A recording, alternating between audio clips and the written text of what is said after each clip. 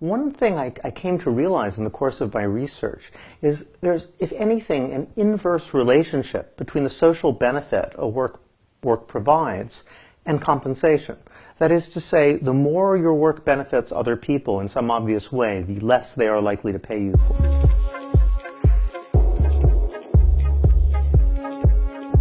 Whereas if it's unpleasant work, well, yes, we should pay you more, but by unpleasant they mean work that is unpleasant because you know you're not really benefiting anybody.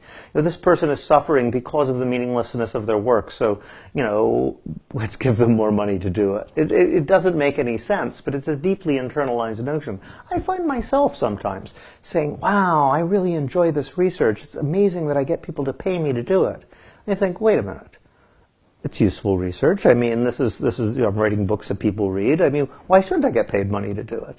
And it's somehow we're taught to feel it's wrong to do something that we enjoy because it's interesting and it benefits others. It's bizarre.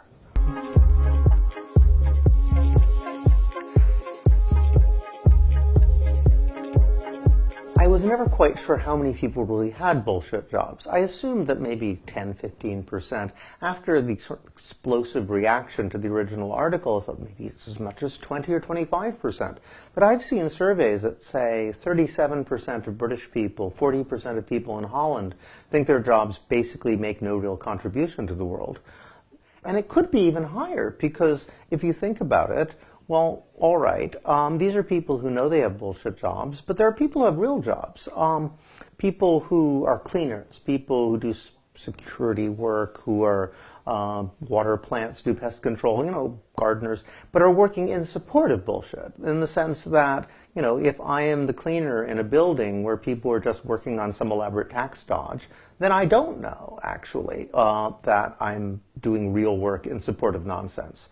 And if you then take into consideration all the social harm done by bullshit jobs, the additional medical problems, social problems that are created by this, it's possible that 50% of the work that people do is actually useless, that we could just as easily not be doing it.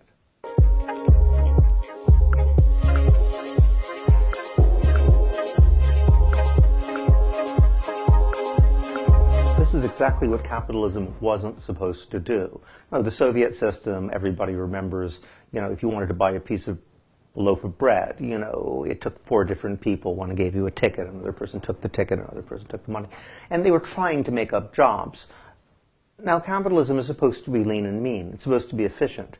And all the other unpleasant aspects, the fact that it creates inequality, the fact that it creates alienation and misery, was supposed to be acceptable because at least it's efficient. But in fact, it doesn't seem to be particularly efficient at all if you ask the people who are doing these jobs. How can you get to a point where the competitive firms are employing millions of people that they don't really need? If this were the 19th century, probably there wouldn't be these jobs. Financialization, the fact that so many capitalist firms aren't really making or selling anything, well, that creates a different dynamic, because politics and economics become the same thing. In fact, it's useful to seem magnificent and powerful in order to influence politicians to allow you to extract even more money. There's enormous political pressure on corporations to create jobs. And in fact, trickle-down economics is based on the idea of if you give rich people money, they will create jobs. They even say in America, they call them job creators. It used to be, if you wanted to create jobs, you gave money to consumers, they would buy things, and employers would hire people to make and sell things. Well, if you just give money directly to the rich people, well, you don't have a lot of new demand, so what do? They're under political pressure to create jobs. The easiest thing for them to do is to hire useless, basically feudal retainers, flunkies, to sort of make them look good. And at least that way they can say, well, see, I'm producing jobs.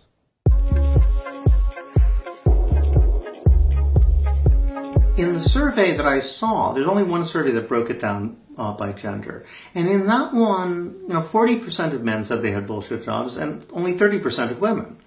So I think women are victims of the system, but partly because they're the ones who are made to do all the work. Because we have an image that it's women who are doing these useless office jobs. But often, it's the men who are doing the useless jobs because the women who are supposed to be their assistants are actually doing their jobs.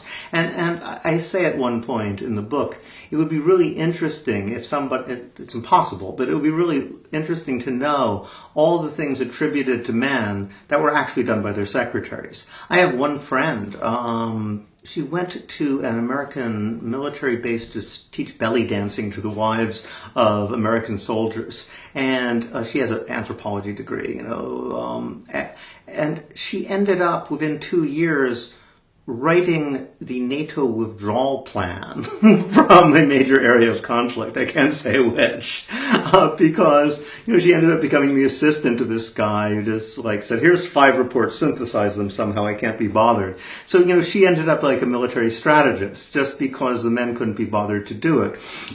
She was smart. I'm sure she did a better job than he would have done. But I'm sure this happens throughout history. So a lot of times it's the women who look like they're doing the useless jobs, but they're actually doing everything. They say, well, why is it that women are often paid so much less than men, often for the same jobs? Maybe it's because women tend to do real jobs. If people are paid less, depending on how much their work benefits others, well, women are more likely to have jobs that actually benefit others. And as a result, they get less compensation.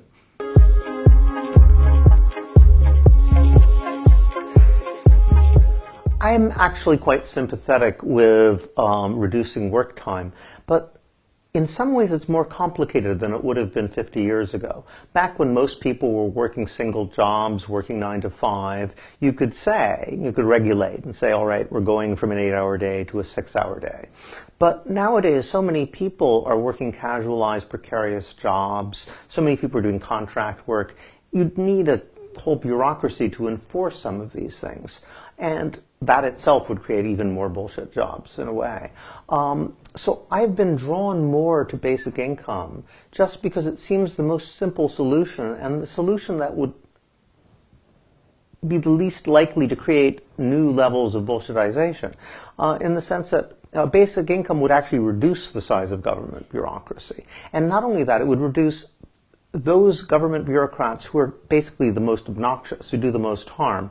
It's easy to imagine people doing unpleasant, hard work that needs to be done. What you wouldn't do is have anybody willing to sit in front of a computer console and pretend to work.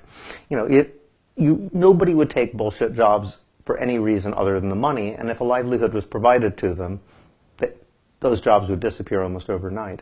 And I think a lot of the arguments that people use against basic income, the experience of bullshit jobs shows exactly why they aren't really true. One argument people use is they say, well, if you give people money to live, then a lot of people just won't do anything.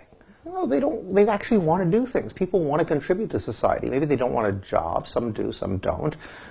Jobs are nice because you meet interesting people, and some people want to take care of their families. Some people want to contribute to their communities. People want to do something. So I don't think laziness is much of an argument, and bullshit jobs proves that.